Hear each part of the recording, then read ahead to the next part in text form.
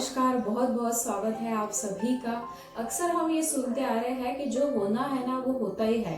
फिर हमारे मन में ये सवाल आता है कि जब होना है वो होगा तो फिर हम ज्योतिष शास्त्र जैसे विषय को क्यों पढ़े, फिर भविष्य को जान के भी हम क्या करेंगे, क्योंकि उससे तो और ज्यादा चिंताएं हमारी बढ़ेगी।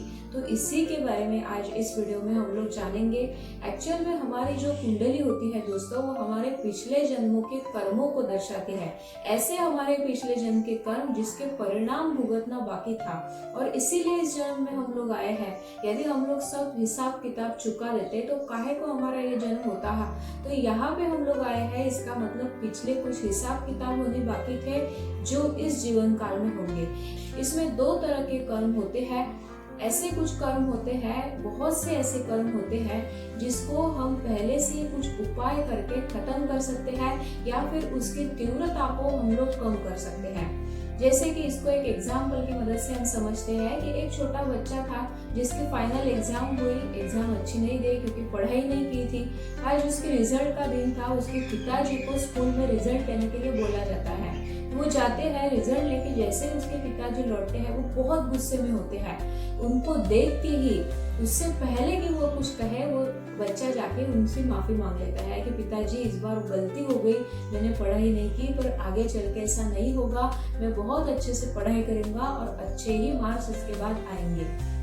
तो इससे क्या होगा, जो पिताजी बहुत गुस्से में थे उनका गुस्सा कहीं ना कहीं कम होगा, या फिर हो सकता है कि वो खत्म भी हो जाए। वो सोचे कि बेचारा छोटा सा लड़का है, इसको अपनी गलती का एहसास है। वो आपसे कहे कि बेटा इसके बाद अच्छे से पढ़ाई करना, ऐसे कह के वो आपको छोड़ दे। तो ऐसे ही ज्योतिष शास्त्र के उपाय होते हैं। जब हमें पता चलता है कि कोई घटना हमारे जीवन काल में घटेगी, जैसे कि फॉर एग्जाम्पल अभी शनि की 7.5 आने वाली है मेरी, अभी से ही सेहत गड़बड़ लगनी शुरू हो गई है, तो ऐसे इसमें जब आप पहले से ही शनि का मंत्र जाप करते हैं या फिर 7 मुखी रुद्राक्ष को धारण करते हैं जो कि शनि का होता है, तो इसको एक तरह से हम पहले से ही माफी मांग लेना, यानी कि ज्योतिष शास्त्र के उपाय ये एक प्रायश्चित होते हैं। तो ऐसे प्रायश्चित यानी कि ऐसे उपाय करके हम लोग आने वाली घटना को या तो टाल सकते हैं या फिर उसकी तीव्रता को कम कर सकते हैं।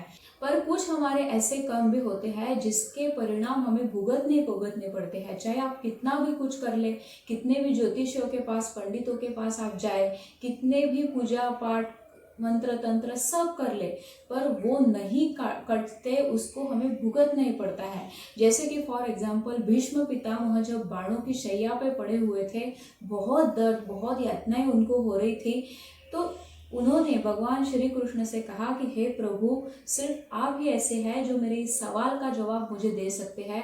कृपा करके मुझे ये बताइए कि मेरी ऐसी क्या गलती हो गई कि आज इस अवस्था में मैं पड़ा हुआ हूँ। तो भगवान श्री कृष्ण कहते हैं कि पितामह, चाहे इस जन्म में आपने कोई भी गलती ना की हो, पर पिछले एक जन्म में जब आप बहुत क्रोधित थे, आपने एक गिरगिट को कांटों पे फेंक दिया था जिसकी कोई गलती नहीं थी।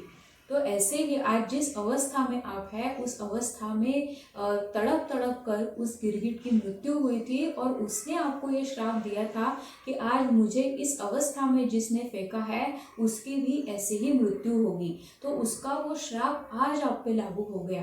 तो देखिए, जहाँ पे भीष्म पितामह जैसे आदमी नहीं बच पाए, साक्षात भगवान श्री कृष्ण उनके पास थे, पर वो भी इसमें कुछ नहीं कर पाए। तो ऐसे जो हमारे कुछ कर्म होते हैं वो बहुत पक्के होते हैं, जिसको हम नहीं टाल सकते, जिसको हमें भुगत के ही खत्म करना पड़ता है। ज्योतिष शास्त्र के निर्माण में हमारे प्राचीन ऋषि मुनियों का बहुत बड़ा योगदान रहा है।